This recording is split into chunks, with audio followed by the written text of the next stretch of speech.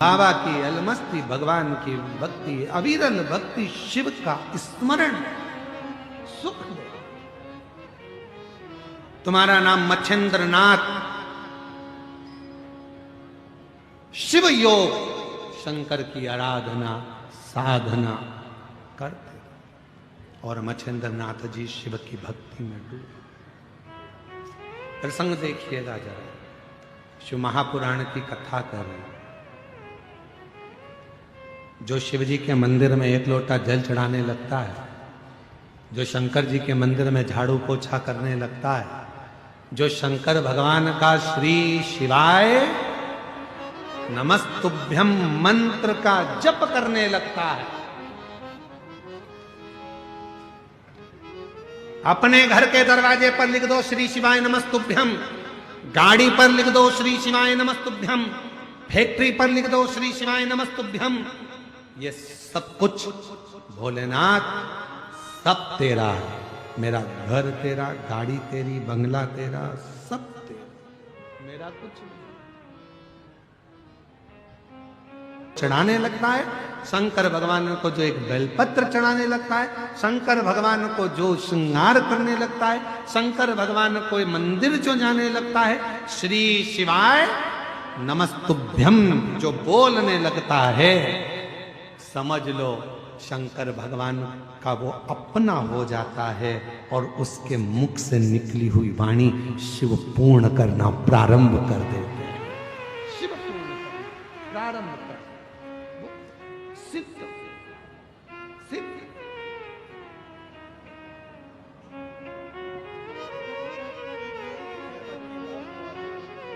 मेरी साधना करी और मेरे ही विश्वास पर तुम पूर्ण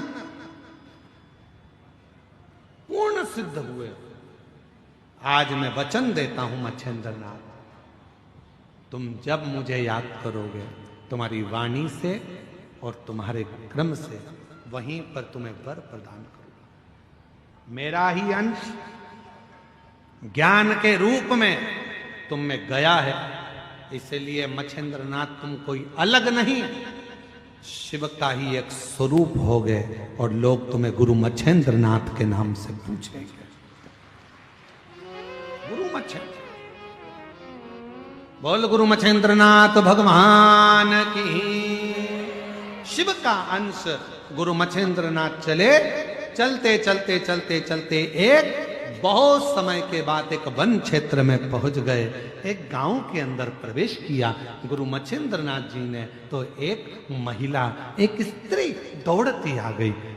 बाबा बाबा, खूब रोई। तुम पूछा, गुरु मच्छेंद्र नाथ ने पूछा कि तुम क्यों रो रही हो, क्यों रो रही हो, तुम्हारे रोने का कारण क्या है? कुछ देर पहले ही बाबा भोलेनाथ को भस्म चढ़ा के आया, भभूति मेरे पास रखी है, भस्म ले, ये भभूति लेकर जा, ये भस्म लेकर जा, पति और पत्नी दोनों ग्रहण कर लेना, गर्भ ठहर जाएगा, संतान हो जाएगी। अब पत्नी भभूति लेकर गई तो पति को दिया, तो पति ने कहा ऐसे ना जाने कितने बाबा आते हैं और कितनी कितनी ज्ञान की बातें कहते हैं, क्या ऐसा हो सकता है? कई लोगों के मन में ये बहुत सारा भाव होता है, कथा पंडाल में बैठ के सुनेंगे तो क्या मुराद पूरी हो सकती है, शिव जी को एक लोटा जल चढ़ाएंगे तो क्या हमारी समस्या का हल हो सकता है, एक बेलपत्र शंकर को चढ़ाएंगे तो हमारा दुख मिट सकता है, क्या हम भगवान शंकर के मंदिर में झाड़ू पोछा करेंगे तो क्या हमारी तकलीफ मिट सकती है, क्या हम शिव पुराण कथा सुनने के वहां की मिट्टी को अगर शरीर पर लगाएंगे तो क्या हमारा दुख मिट सकता है, तकलीफ मिट सकती है?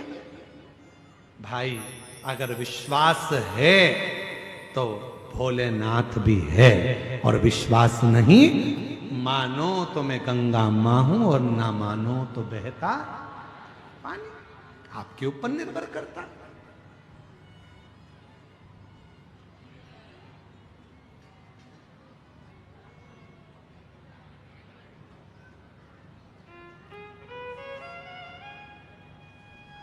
निर्भर आपके ऊपर करता है। मानो तो मैं मां दंतेश्वरी सती के दंत से प्रकट हुई और दुनिया का कल्याण करने के लिए दुनिया की सारी शक्तिपीठ मिलने के लिए इस दंतेवाड़ा में आती है। मां दंतेश्वरी के पास, दंतेश्वरी के पास। मानो तो मैं दंतेश्वरी, ना मानो तो मां के रूप में विराजमान। आओ तो ठीक, ना आओ तो ठीक। इसीलिए कल स्मरण किया था, दंतेवाड़ा की माता दंतेवाड़ा की दंतेश्वरी मैया। हे माई, तो दुखों को समाप्त करने वाली है, मानो तो कष्टों को निगल जाने वाली है, और ना मानो तो बेटी।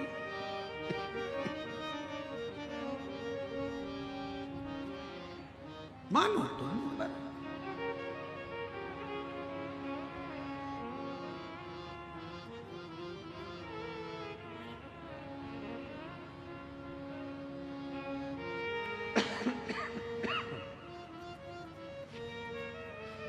शिव कथा कर रहे हैं, भगवान देवाधिदेव महादेव का चरित्र कर, शिव महापुराण की कथा कर, भभूत दे दिए, ले ये पति को दिया। स्वामी एक संत मिले थे, उन्होंने ये भस्म दिए है, भभूति दी है, कह रहे थे पति पत्नी दोनों खा लेना, बच्चा हो जाए।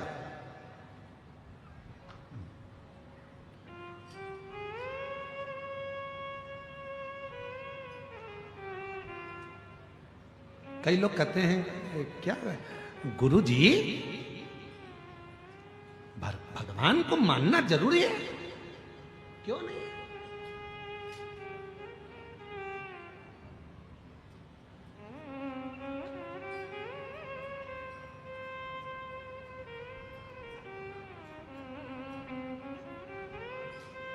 ईश्वर क्या है, भगवान क्या है, जिस दिन तुम्हें समझ में आ गया, तुम्हारी जिंदगी सार्थक हो जाएगी। कर्म करो, मेहनत करो, परिश्रम करो, और छोड़ते चलो उस देवाधिदेव महादेव पर, लक्ष्य तक वो पहुंचाए। आज का पढ़ा लिखा जमाना है, जरा सा थोड़ा सा लोग पढ़ लेते हैं तो कहते हैं हम ईश्वर को नहीं मानेंगे, हम भगवान को नहीं मानेंगे। थोड़ी अकल लो, वो अंबानी परिवार से थोड़ी अकल लो, करोड़ों का धन है, वैभव है, उसके बाद भी भगवान की भक्ति में हमेशा लगा ही रहते हैं। थोड़ी अकल लो वो बिरला परिवार से, थोड़ी अकल लो किसी अच्छे अच्छे आनंद करने वाले विद्वज्जनों से। थोड़ा सा पढ़ लिए, भगवान को नकार दिया, हम नहीं मानते, हम डॉक्टर बन गए, हम ये बन गए, हम कलेक्टर बन गए, हम ये बन गए, हम परमात्मा को नहीं मानते। मत मानो, जब बीमार पड़ोगे, एक दिन कुर्सी से नीचे उतरोगे, कोई नहीं पूछेगा, तब कमरे में पड़े रहोगे, कोई नहीं पूछने वाला, तब याद आएगा भगवान कौन सा कर्म दंड किया था, भुगता रहा है, जल्दी से ले जा। तब याद आएगा कि ईश्वर क्या होता है। हम नहीं मानते परमात्मा को, हम नहीं मानते भोलेनाथ को, हम नहीं मानते भगवान को। बस थोड़ी सी अध्ययन कर लिया तो सोचा भगवान। पर आप तो कहते हो कि एक लोटा जल सारी समस्या का हल। हमने कहा बिल्कुल हम ये कहते, क्योंकि एक समय ऐसा आता है डॉक्टर इलाज करने जाता है, ऑपरेशन करने जाता है, और जब ऑपरेशन बिगड़ता है तब डॉक्टर भी आखिरी में कह देता है अब उसके हाथ में है। मतलब डॉक्टर को भी मालूम है कि एक डॉक्टर और बैठा है जो तुरंत निर्णय पलट देता है और कुछ ना कुछ अच्छा कर देता है, ये उसको भी मालूम। फिर कहा आप साइंस को नहीं मानते? हम मानते। हम कहा नहीं मानते, पर हम साइंस को पूरा कब मानेंगे? जब दुनिया में से लोग कहते हैं आज साइंस ने बच्चे पैदा करना चालू करे, आज साइंस ने ये करा, आज साइंस ने वो करा। तो हम जब मानेंगे जब दुनिया में से कोई मरना बंद कर देगा, तब जाने कि साइंस ने कोई बहुत बड़ा काम किया। अब पृथ्वी पे से कोई मर ही नहीं रिया, सब यही है, सब यही। हम मानेंगे, हम नहीं, हमेशा नहीं कहते कि नहीं मान, हम आज भी मानते हैं बहुत कुछ करा। आज साइंस ने बहुत उत्थान करा, बहुत कुछ हमारे मेडिकलों में, हमारी चिकित्सा में बहुत साथ दिया, सब कुछ मानेंगे। पर तुम अगर ईश्वर को नकार दोगे तो हम ये नहीं मानेंगे। ईश्वर को नकारा कि हम नहीं मानेंगे। ईश्वर ईश्वर है, एक दिन उस परमात्मा की शरणागति ग्रहण करना ही पड़ती है। इसलिए निवेदन है, खूब पढ़ो, खूब उन्नति करो, खूब बढ़ो। मेरे बेटा बेटी खूब चार चांद लगाएं, पर अपने उस सनातन धर्म को ना भूलें, उस ईश्वर की शरणागति ना भूलें, भगवान देव अधिदेव महादेव की भक्ति ना, अपने सनातन को मत भूलो। दूसरे कहेंगे हमारे साथ चलो, कोई ईश्वर नहीं है, कोई भगवान नहीं है, देवताओं को मत पूछो, क्यों पानी चढ़ा रहे हो, क्यों भगवान को मना रहे हो। दुनिया के लोग कहेंगे क्यों, क्योंकि वो चाहते हैं कि आप सनातन धर्म छोड़कर हमारे धर्म में आ जाओ। ईश्वर को पूछना बंद कर दो, भगवान को पूछना बंद कर दो, कथा सत्संग भागवत रामायण गीता बंद कर दो, ये वो चाहते हैं। पर याद रखना, अंतिम गति इसी में है, इसी में। झूठी पत्तल खाने दूसरे धर्म में मत जाना, भले अपने धर्म की सूखी रोटी खा लेना, पर दूसरे धर्म में प्रवेश मत करो। सूखी रोटी खा लो, नहीं जाना, रहो। दिया भभूति मच्छेंद्रनाथ जी ने थोड़ी सी भस्म दे दी, ले पति और पत्नी दोनों खा लेना। पति गुस्से में आ गया, भस्म खाने से, भभूति खाने से क्या बच्चा हो जाएगा, संतान हो जाएगा। भभूति ली पत्नी के हाथ से और खुद ने भी नहीं खाई, पत्नी को भी नहीं खाने दी। और गाय के गोबर में, गाय के ग्वाड़े में, जहां गाय बनती थी उस गौशाला में, उस भभूति को, उस भस्म को फेंक डाल, चले गए। समय बीत गया,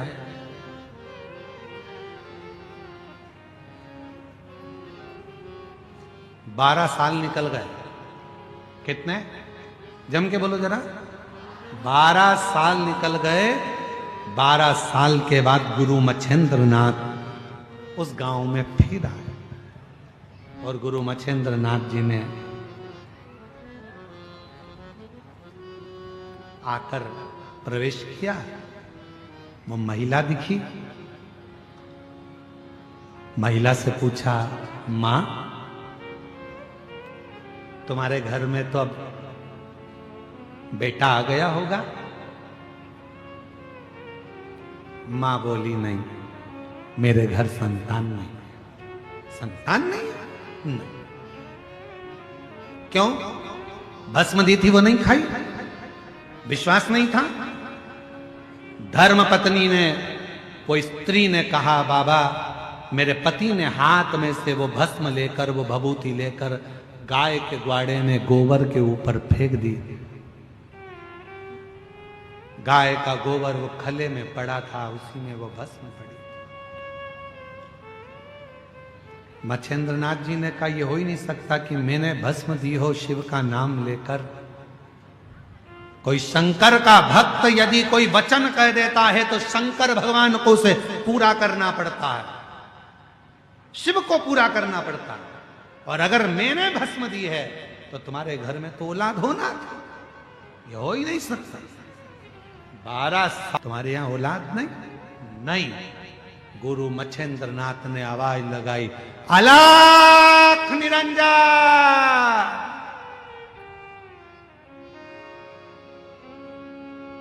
गुरु मच्छेंद्रनाथ फिर बोले, अलख निरंजन। फिर आवाज लगाई, अलख निरंजन। इतनी देर में गाय के गोबर में से एक बच्चा निकल कर आया। आदेश, आदेश, आदेश। दौड़ कर आया, 12 साल का लड़का था, खड़ा हो गया, मच्छेंद्रनाथ जी के चरणों में प्रणाम किया, पूछ रहा है मैं कौन? शिव योगी गुरु मच्छेंद्रनाथ कहते हैं तू मेरे शंकर की भस्म से, गाय के गोबर से प्रकट हुआ, आज से तेरा नाम गुरु गोरक्षनाथ होगा। गुरु गोरखनाथ, आज से तेरा नाम गुरु गोरखनाथ, गुरु गोरक्षनाथ होगा। शिव भक्ति कर, शिव की आराधना कर। जब शंकर तेरे हृदय में प्रवेश कर जाएगा, जो शिव की उपासना से जन्म लेता है, जितनी जितनी माताएं जिनको 8 साल 7 साल 12 साल 14 साल 24 साल 25 साल 30 साल 50 साल के बाद बच्चे हुए हैं, शिव की कृपा से हुए हैं, मेरी जीजियों घबराना नहीं।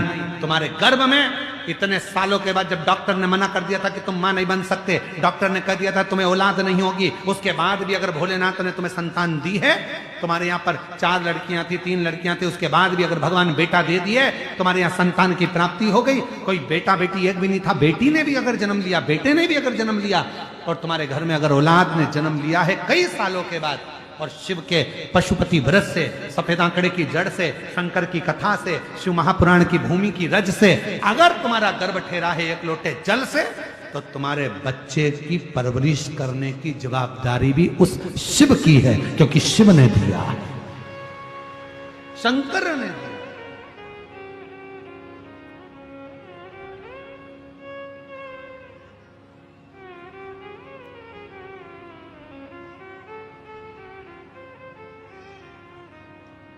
वो शिव की कृपा से मिला, शंकर के गुरु गोरक्षनाथ प्रकट हो गए।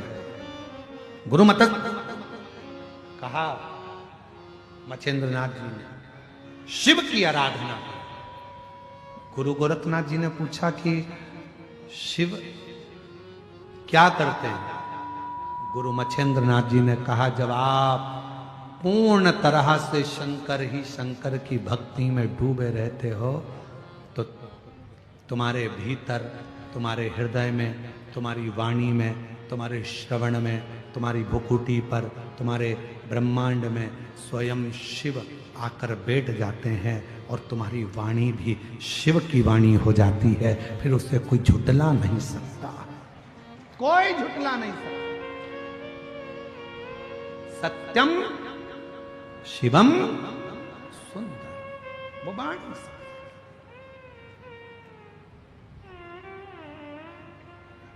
उसको प्राप्त किया जा सकता, प्राप्त।